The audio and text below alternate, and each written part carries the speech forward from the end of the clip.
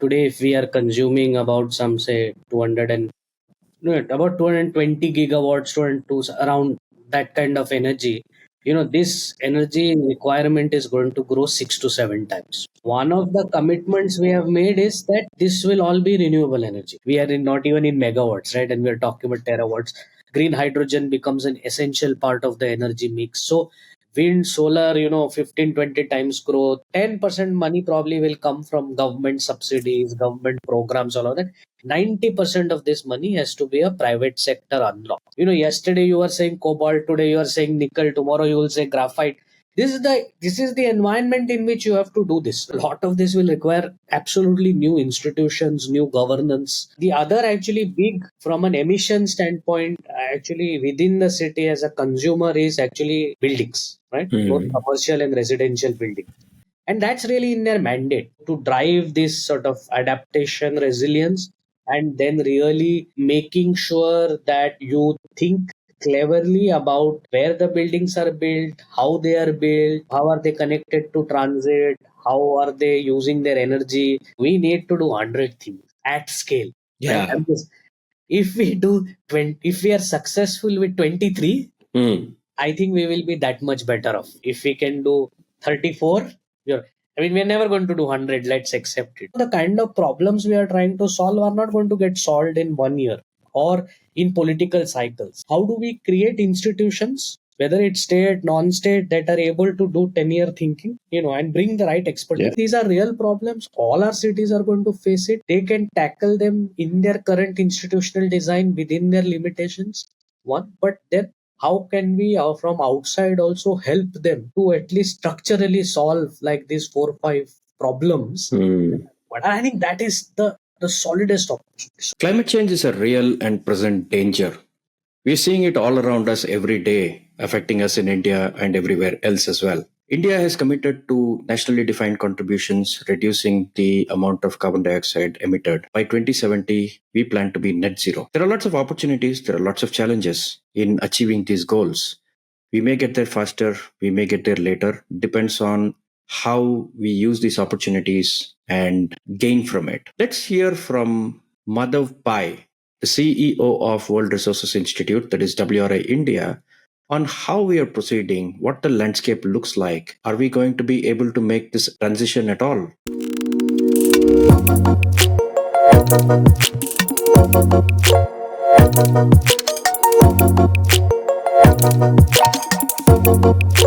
Madhav, thanks for joining the show. Thank you. I just wanted to look at this whole India net zero target of 2070. How do you think we are placed in the overall scheme of things? Do you think we are on track? Are there more things to be done? Are we slow? Are we fast? How do you place this right now? See, I think you have to understand the net zero target in couple of contexts, right? One is we are a growing economy. So, today, and again, this is a broad, if we are consuming about some say 200 and no, about 220 gigawatts around that kind of energy, this energy requirement is going to grow 6 to 7 times. One of the commitments we have made is that this will all be renewable energy. Most of this growth, like majority or is going to be renewable energy. This means, today we are already at 192 gigawatts of installed capacity. We are saying we will do 500 gigawatts by 2030. Right? All of this is not business as usual. Right? We're talking about having 11, 1200 gigawatts, and some of it, this is based on what we call the India Energy Policy Simulator. This is a tool that we have developed with in partnership with Energy Innovation. It was created by Energy Innovation. We have adapted it for WRI India. It's a free open source dynamic model with a web interface. You can also go and play with it. It is linked to Niti Aayog, ICMF website. You can do what if scenarios. It helps you also thinks about jobs, GDP kind of implications of policy scenarios, all of that. So with this tool, I have been sort of, that's the tool that we have been using to talk about some of these numbers. So basically, this sort of 200 to 220 gigawatts, I think in the peak summer, we went to 280 gigawatts, I think on a few days, is going to grow to something 1200, that type of thing, 12, 1300, right? Out of which basically, so think about it. You have 192 gigawatts of installed capacity. You're saying 1100 gigawatts is going to be renewable energy sort of consumed capacity in India by 2070.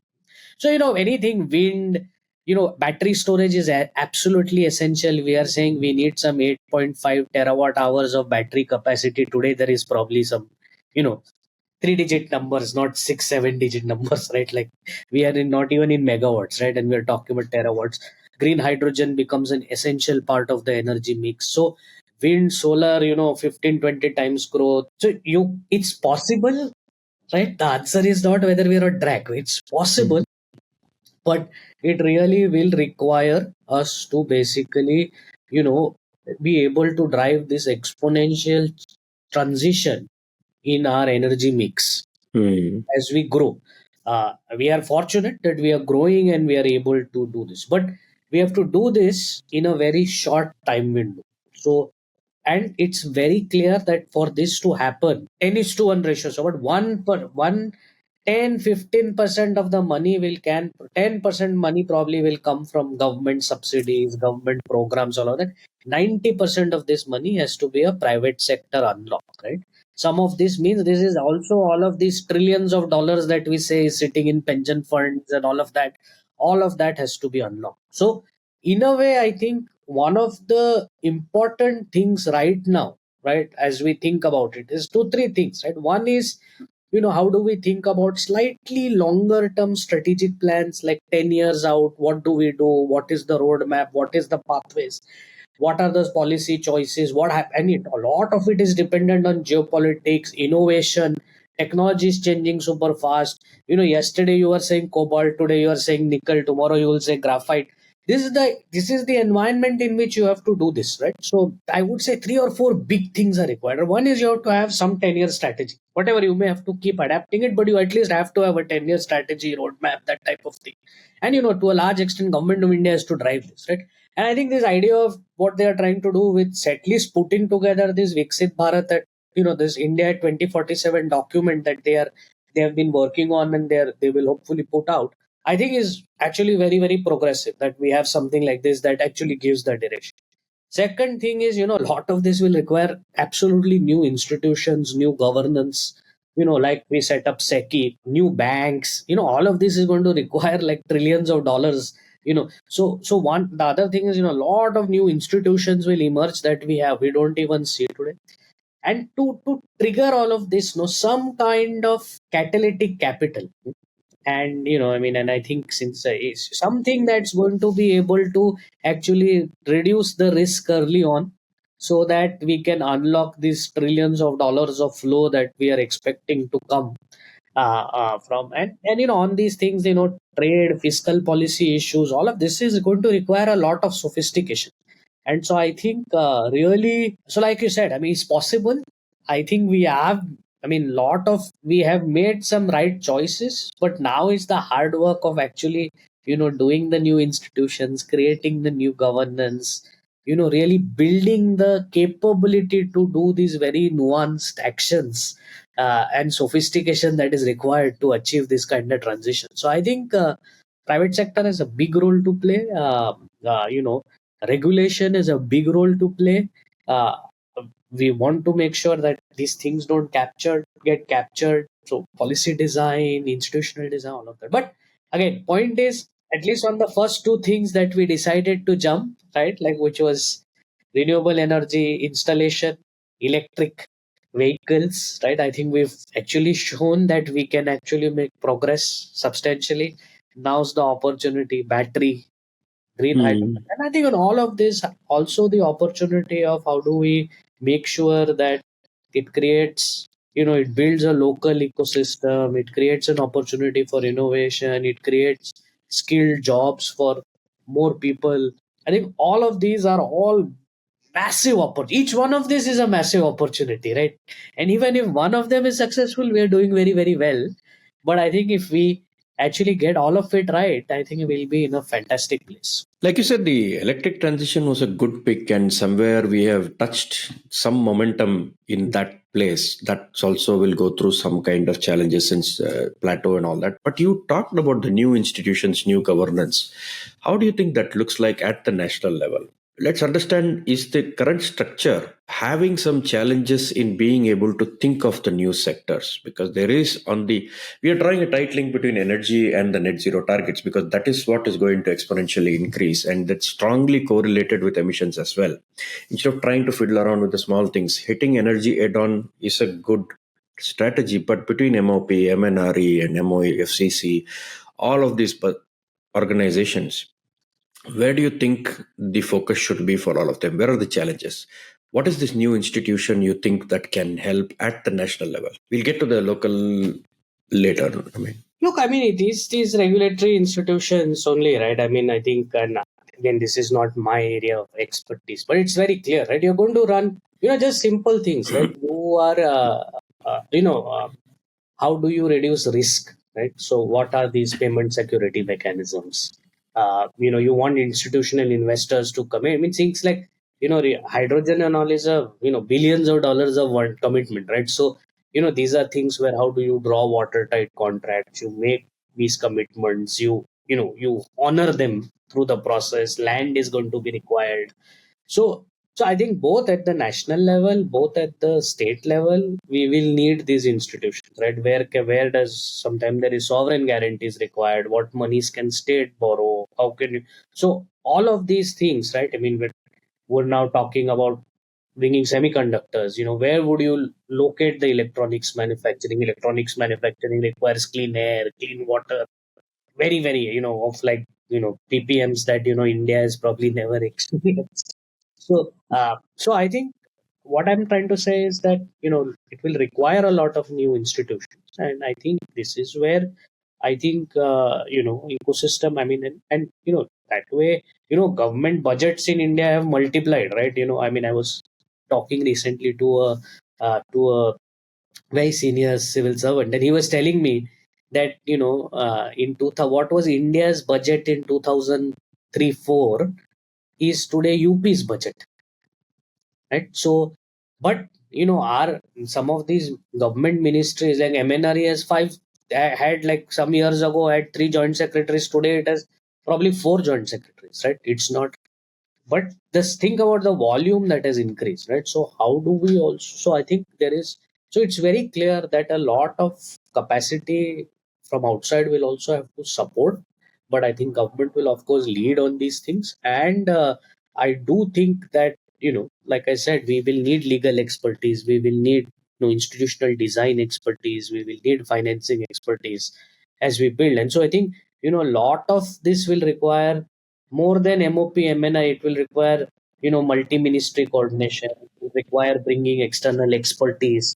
And so I think, really facilitating that, and, is going to be key. Strategy consultants are playing a big role in this, so I think, again, I think any institutions that are able to bring good strategy inputs into this process, uh, will be of a lot of value. cities play a big role in all of these things. It's 70 to 80% of our emissions are from there. The energy consumption is massive, right? We have almost half of our people living in cities now. How is the city government placed? Do you see any good movements? Of course, it's mostly on the consumption side. Governance is weaker because the state city governments don't really exist to make. Administration is definitely there, so administrative Hmm. things are just happening. How capacitated are cities right now to actually tackle this head on? I seem to believe that the bar is really low for most of these achievements. They're just going in a path dependency that has been set so many years ago. How much of what you see upstairs is of course, there itself we have a lot of way to go. But how can cities start stepping up to the plate quickly enough? So I'll just, rather than answer your question directly, I'll say two, three things. Right? One Hmm. is, so for example, as cities are now, making net zero, committing to net zero targets. They are building their pathways to that net zero. For example, and we as an organization were very closely associated with the Mumbai Climate Action Plan, for example. Hmm. And in that, if you see, 70% of the emissions are coming from the power sector, right? So big part, if actually so if the power, so if the two main suppliers for Mumbai is Adani Power and Reliance Power, right? Hmm. And if they actually achieve, and they have both committed to net zero target. So actually, cover, if they meet their net zero targets, I think Mumbai in a way will be well on its way. The other big sort of from a the other actually big from an emission standpoint, actually within the city as a consumer is actually buildings, right? Both Hmm. commercial and residential buildings. So again, this is where I think there is a lot. So let us assume as a city, I trust that the big two power companies will go and achieve their net zero targets. But what can I do? One is I can really look at buildings, transport waste, buildings being the biggest opportunity actually of really driving this reduction, especially in Mumbai context. Mumbai also a lot of public transport use, so transport is not so bad on emissions, right? So what we can, the other thing for cities I think is important, which given that they are such economic hubs of economic activity, actually driving adaptation and resilience becomes absolutely important, right? Hmm. It's almost like, how do we make this economic engine running? How don't we let this economic engine set back? Because today in Mumbai we talk, I mean, there's a disaster sort of going on all year round, right? There is, like, now we are in the flood moment. So from June to September we are in the flood. As soon as October we have a small window, heat sometimes because of high humidity becomes a problem. November to February is now becoming an air pollution challenge.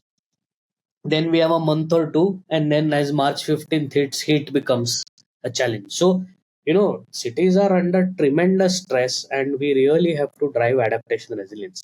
So cleaning up our air, uh, improving the greening in our cities, because greening has a lot of power of actually, you almost experience, if you're on a road and if you're standing on the asphalt, you are probably experiencing 70 degrees temperature. If you're standing under shade, you're experiencing 38 degrees temperature. So dramatic differences. So shade and greening can drive water. So managing flood on one side, but then also really letting the percolation happen, creating, we have 100%, almost 99% runoff in Mumbai.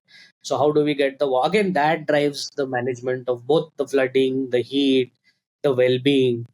So I think for cities actually, I think, and that's really in their mandate to drive this sort of adaptation resilience, and then really making sure that you think cleverly about where the buildings are built, how they are built, how are they connected to transit, how are they using their energy, and you can really drive that. So these are the two three things that cities can really do to achieve sort of their net zero goals. Again, for a long time on adaptation, I think it was hard to have metrics, right? It's very easy to Hmm. emission, it's very easy, we can model, we can, but now with geospatial data, etc., we can do baselines on green cover, we can do baselines on gray built up area, and then we can actually set targets and say that, how will we now, without any more concreting, how will we actually absorb the urbanization, as well as, so these are the kinds of targets, goals we can set up, and we can drive. Of course, you were saying institutionally cities, are weak. I mean, we worked in Mumbai. Mumbai is probably the unique case where actually municipal governments has a lot of both finance. I mean, I think one of the biggest powers is having the money, and also I think fairly well staffed and distributed. So ward level, etc. Engineers, etc. are very, very. I mean, the systems are very good. There's a lot of, but pretty much I think very few cities across India see that. So I think on the institutional side, but also, and also very, very engineering mindset, right? Because it's like Hmm. every municipal corporation is basically it's an engineering cadre almost, right? So I think, and again, I talked a little bit earlier also about need for multi-sectoral expertise Hmm. do some of these things. So two, three things to sort of conclude, right? One, cities actually, cities have to be strengthened financially. Cities, I think, need to be strengthened with more ability to do things. Hmm. And I think so. Yeah, I think these are things, and the ability to actually receive, utilize intersectoral expertise to drive really what needs to be done. You talked about building transport waste. The building is again led by the private sector, and they define how the city sprawls, how it goes, where it is, and what kind of adoption needs to happen. Transport, like you said, different cities are at different scales. Mumbai has a lot more public transport, Bengaluru and Delhi probably not that much. But when it comes to decision making, it's not just the money. You said something interesting, which is Mumbai might, because of where it is and how it has been growing, has far more expertise and knowledge within at the local level than maybe lots of other cities. And it starts dropping very rapidly when you go down to tier 2 and tier 3 cities, right? Even in tier 1, Mumbai might be ahead of the others. So even if you think about it like that, the capacity to be able to understand strategy, and it's an engineering cadre, like you said, at the end of the day, a lot of the other functions are already with the parastatals, water, transport, everybody else is doing, and at the end, the BMC and the BBMPs of the world hold probably just drain and road and some other bylaws approvals and things like that. Even the street lights and other things are gone. So considering a reduced thing with so many parastatals in the state government setting the trend, because the city governments hardly exist other than the administrative function, how can adaptation and resilience emerge? How can capacities be built in so many cities that are going to be in trouble? That also links to multi-sectoral linkages. How do you see what is this? Again, like I said, the a capacity in our institutions, in government haven't grown. Their responsibilities have grown multifold because of the size. So trust me, they're all overworked, Of course. understaffed. Yeah, yeah, all of those challenges are massive, right?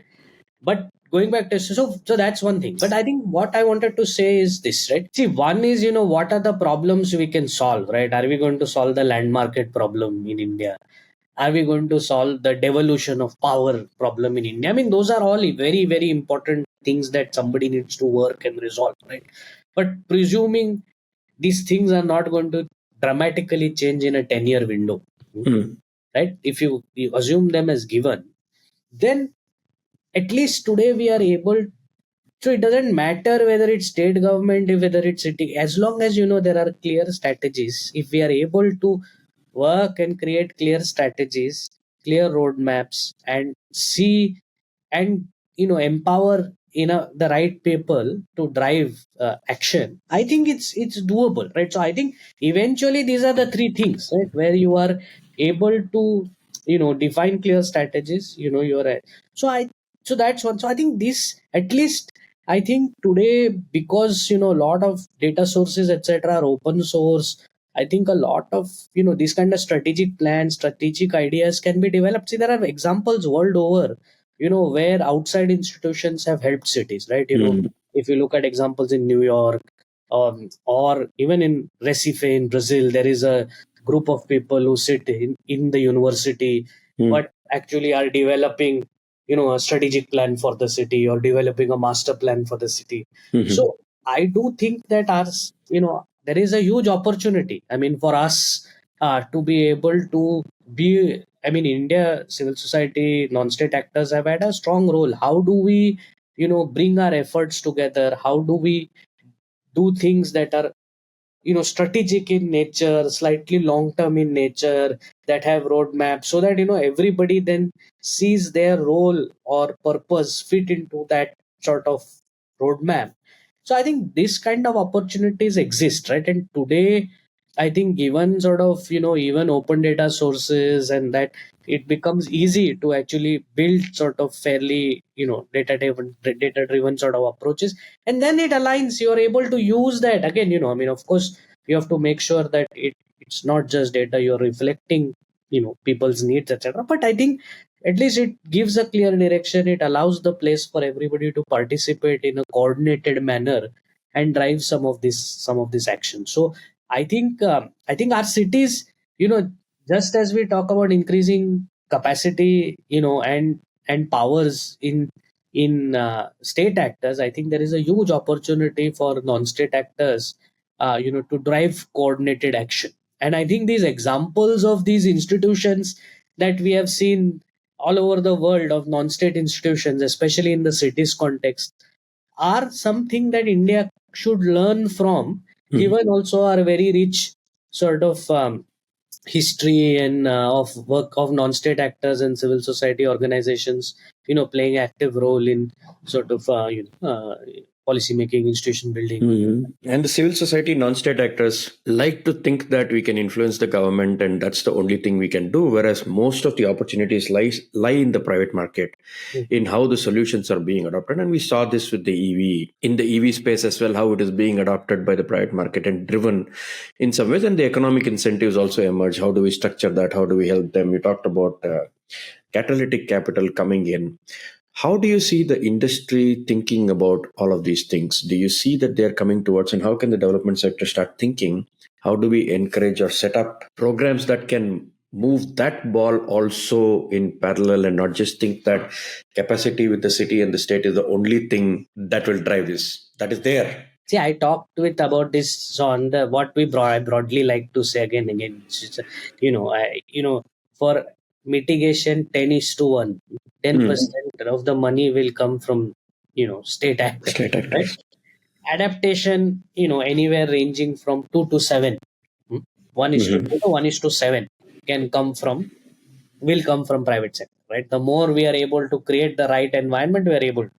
So we have to accept that, unless we unlock, I mean, this private sector capital, and to create the right kind of entrepreneurship, the right kind of environment, we are not going to succeed. I think this is first thing I think we have to sort of accept, right? I mean, and again, I'm not going and challenging neoliberal values, and there's a certain economics that the world is functioning. If you're thinking about a 10-year window of opportunity of this massive transformation, I think we have to think about and how we do it in a way to create entrepreneurship, where we create people who do vegetable gardens, right? How do you somebody who builds vegetable gardens, right? How do you allow them to build 1,000 and actually raise some debt at 8%, so that that's the kind of private sector capital. Somebody who is actually creating small bore wells to allow for better percolation. Now he has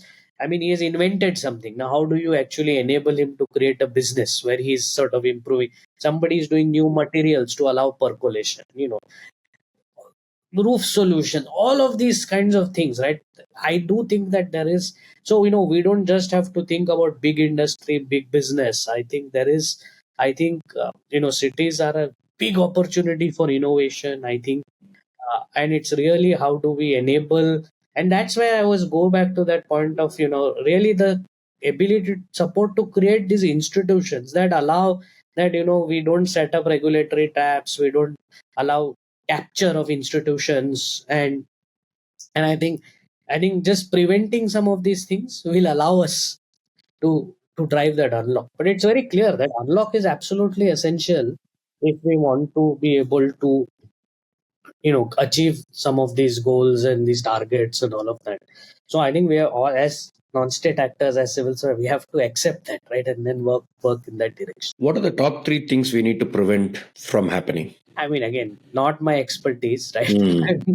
But yeah, I mean, it's just, I mean, I think when you're building sort of new regulatory environments, etc., I think I think you have to think through these things in the right way. I think set the right rules for the market. If you are saying you want market capital to come in, then Hmm. you have to make sure, right, contracts are honored, tendering is done Hmm. right. You just don't go to L1, you don't buy the cheapest bidder. So you allow innovation. You allow products that don't have a precedence. So you have to create the the innovations to allow these things to happen, right? So what is that institutional innovation around these things is absolutely one. That's actually the space where you have. So how do we create space for experimentation? How do we create space for creating these precedences, especially with new technologies, new ideas. How do we enable innovation? Then how do we enable this innovation or innovators to actually build successful, scalable businesses? How do we actually also make sure that they are able to, you know, borrow money at like acceptable Mm. rates? So I think all of these things are things that are part of what needs to happen. What is your fear in the next 10 years? If we, you think we may not move fast enough, are we tinkering around at the edges too much and not tackling the big things that need to be done? Of course, the big things have geopolitical and political and other impacts. So if you want to tackle the grid and the power, and then you go into gas, and the whole thing is there. But there are, like you talked about, energy storage devices, local energy storage, moving away a lot from the grid, but we don't want to talk about that. Are we going to be tinkering around the edges? Can Yes. we actually make bold moves, and where do we start those bold moves? I think we are already making bold moves, right? I mean, I think just the fact that we did DPI, right? I think I don't want to think like that. And my approach is, Hmm. we need to do 100 things at scale, right? Yeah. And if we do 20, if we are successful with 23, Hmm. I think we will be that much better off, right?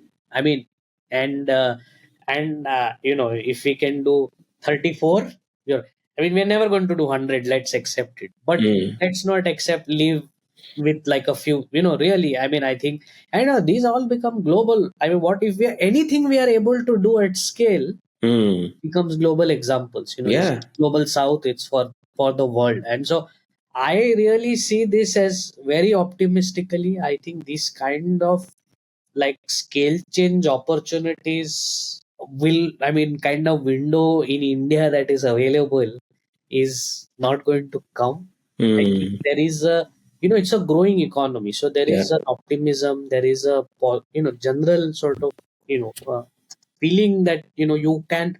So I think these are that moment of you can, we can, and I think one can, I think that's really what we have to leverage and try to do the best, learn. And I think that's where also I think creating the learning environment, figuring out what did we learn from Seki, that we can build a payment security mechanism for buses. What will we learn from these examples? What are some, I mean, just making sure that we don't repeat mistakes, that we learn every single time, because everything is going to require exponential growth. But how do we increase the chances of discovering the right 23 that might scale? Of course, out of that, you have to try the 100. Maybe we have opportunities to give space for about 50 to 70, and then the 23 land. It's almost like that VC funnel kind of an opportunity there is. What are the two, three things that will increase our chances of discovery of all of these things? So two things I'll say. One is, WRI actually runs something called the Systems Change Lab, right? So we have identified these 42 interventions that are required for the and only one of those 42, which is electric vehicles, is on track for the world, and it's not for India, for the world. So like I said, so that there is a logic to that 100 and the 23 and all of that.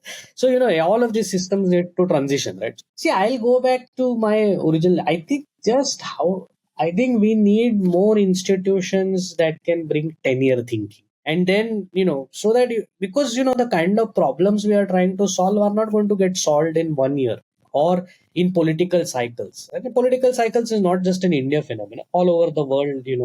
So I think, but I think some of these problems that structural problems that need to be addressed all at least require 10-year sort of cycle thinking. So one is, how do we create institutions, whether it's state, non-state, that are able to do 10-year thinking, and bring the right Yeah. expertise, right? This 10-year thinking means you have to bring the right expertise to be able to then sort of put some of these things in. I think that is a huge opportunity for us to think. How do we enable these sort of, these are not large institutions, these institutions, if we can enable, say, 100 institutions on 100 Hmm. problems that are solving, these with a 10-year, like a rolling 10-year Yeah. mindset, I think that itself might allow us to actually, really, drive this change. So I think this is an essential element. I think several of, I mean, getting people who have studied deeply the problem, understand both sort of you know, both the challenges, but also are able to think at scale. I think how do we sort of around these people, how can we build these institutions that will be, is something to think about. I think it's an opportunity. We will hope that the climate change journey for India starts becoming more promising in terms of being able to discover more opportunities. And there's a huge role you guys are playing, and a lot of people like you need to be coming together in some way to see how do we stitch this together and help the cities and the states go forward. And of course, the national government is getting its act together already. And they just need this to percolate down and be able to help at the city scale improve a lot of these things. No, I mean, I'll just, and again, positively something that, I'm very proud for us to have participated. And, we have done the Bangalore Climate Action Plan now that we have it. Hmm. But even in the Mumbai Climate Action Plan, you can think about, in 2020, Mumbai said we will do a climate action plan. In 2021, it sort of did a launch event and is in the middle of COVID. It did Hmm. a launch event and all of that. And it started this journey, right? Also, one of the big things it did is because that year also two cyclones hit Mumbai, which is very unusual. It also made adaptation and resilience an integral part of the climate plan, right? Hmm. And again, if you look at Mumbai is now part of cohort of 13 cities around the world as part of the C40s network. And Mumbai and New York, actually, the two cities that actually have an adaptation plan. Oslo doesn't have one, London doesn't have one. So you can see cutting edge one. 2021, we launched the plan. There was a lot of commitment to sort of drive that implementation. By 2022, they did a climate cell, they did a climate budget. By 2020, the climate. This year, they were announced a climate change department. So I think the fact that climate change, and it's because everyday problems they are dealing with, flooding, heat, these Hmm. real problems that they are dealing with, and they are really looking, for more systematic ways of tackling these problems. They have their limitations, and how I think so. I think these are real problems. All our cities are going to face it. They can tackle them in their current institutional design within their limitations.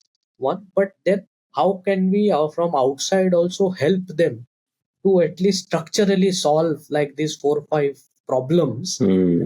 But I think that is the solidest opportunity. So like I said, I think there is lots of new stuff happening. We are doing things that the world can learn from. I think so yeah. So I think I just wanted to give this example of the sort of MCAP. I think WRI, Hmm. other institutions, C40, ASR, others, we have all been working very closely with MCGM on this agenda. They take it very, very seriously. It is, and I think, Bangalore is hopefully following suit, but I think we'll see more and more sort of these opportunities come. And I think we have to take them Yeah. also and support them. So the opportunities are clearly there. But thanks a lot, Madhav, for spending time and explaining all of this to us. Good to have you on the show. Thanks, Satya.